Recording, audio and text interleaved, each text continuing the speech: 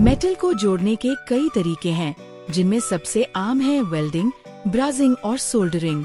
इन तीनों प्रक्रियाओं में फर्क उनके टेम्परेचर, फिलर मटेरियल और जॉइंट की स्ट्रेंथ से समझा जा सकता है।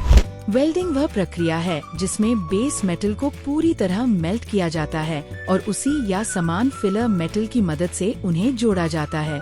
इसमें बहुत हाई टेम्परेचर, लगभग 1500 डिग्री सेल्सियस या उससे अधिक की जरूरत होती है और इसका जॉइंट सबसे मजबूत होता है।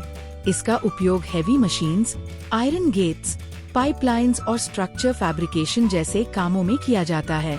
वहीं ब्रासिंग में बेस मेटल को मेल्ट नहीं किया जाता, बल्कि केवल फिलर मेटल को पिघलाकर दोनों मेटल्स के बीच में प्रवाहित किया जाता है।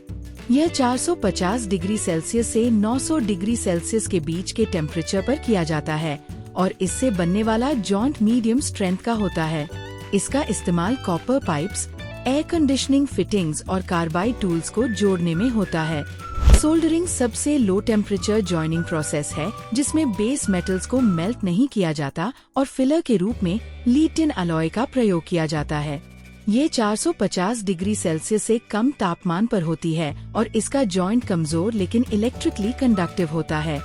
इसलिए इसका उपयोग इलेक्ट्रॉनिक सर्किट्स, वायर्स और छोटे इलेक्ट्रिकल पार्ट्स को जोड़ने में किया जाता है।